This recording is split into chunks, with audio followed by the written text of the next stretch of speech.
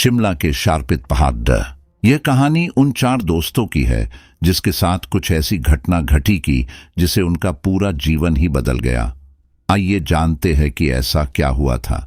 मुंबई शहर की रहने वाली प्रिया शर्मा अपने दोस्तों के साथ रवि, साहिल और विजय के साथ शिमला जाने का प्लान बनाया। वो सब शिमला जाने के लिए बस में बैठ गए। कुछ ही देर में प्रिया सो गई। अचानक प्रिया की नींद खुल गई तो उसने देखा कि बस में कोई नहीं था। बस का ड्राइवर भी नहीं था। बस अपने आप ही चल रही थी। उनके सारे दोस्त भी बस में नहीं थे। ये सब देखकर डर के मारे प्रिया जोर जोर से चिल्लाने लगी। अचानक उसे लगा कि कोई उसके पीछे खड़ढ़ा है। जब उसने पीछे मुड़ कर देखा तो वहां एक स्त्री बैठी हुई थी। उस स्त्री का चेहरा जला हुआ था। ऐसा लग रहा था कि किसने उसके चेहरे पर एसिड फेंका हो।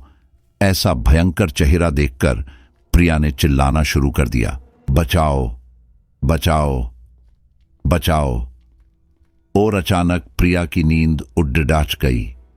वो एकदम डरी हुई और पसीने से पूरी भीग गई थी।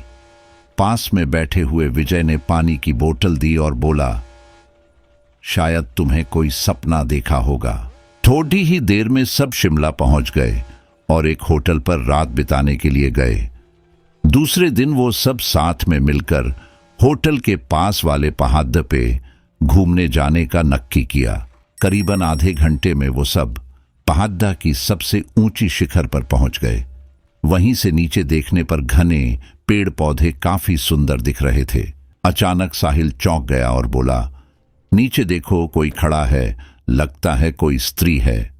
विजय और रवि भी देखने लगे लेकिन उन्हें कोई दिख नहीं रहा था और बोले, तू पागल हो गया है क्या? इस घने जंगल में कोई स्त्री कैसे आ सकती है? तुम्हें शायद कोई भ्रम हुआ होगा। उसके बाद वह सब खुली जगह पर चले गए। रात होने वाली थी इसलिए सब ने पहाड़ पर ही रुकने का निर्णय किया। इसलिए उन सब ने वहां पर ही तंबू लगाया और खाने पीने के लिए सामान बाहर निकाला।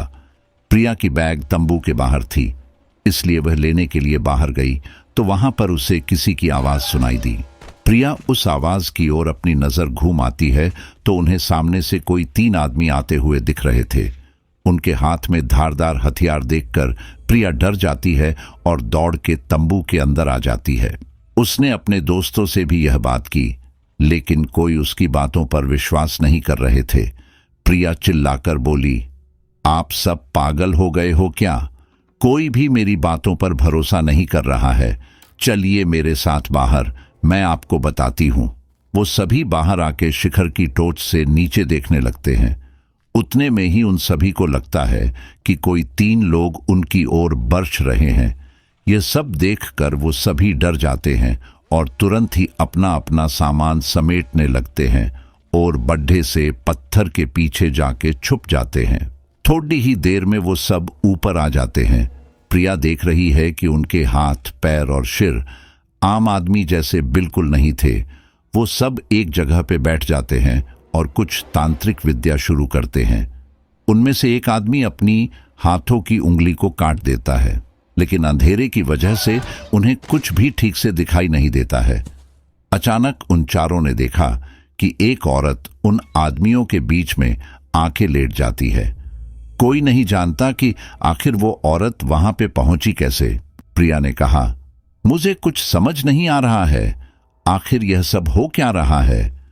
मुझे बहुत ही डर लग रहा है। एक के बाद एक वो तीनों उस औरत को सूंघने लगे।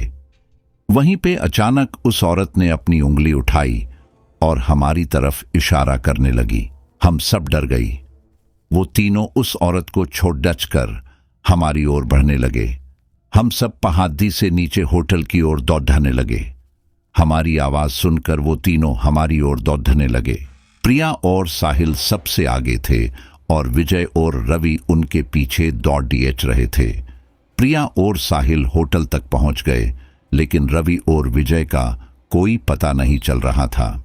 हमने होटल वालों से उनके बारे में सभी बातें की तो उन लोगों ने कहा कि उस पहाड़ पे कोई नहीं जाता है। वो पहाड़ शार्पित है। जो भी वहां जाता है वो कभी वापस नहीं आता है। आपकी किस्मत अच्छी थी कि आप अभी जिंदा है। लेकिन हमारे दोस्त रवि और विजय कभी भी वापस लौट के नहीं आए। हमने उन्हें ढूंढने का बहुत ही कोशिश की, पुलिस कंप्लेन भी करवाई, लेकिन कोई फर्क नहीं पड़ा। सो आई होप गाइज आपको यह हॉरर स्टोरी अच्छी लगी होगी। दोस्तों, मैं आशा करता हूं कि आपको यह रियल हॉरर स्टोरी पसंद आई होगी।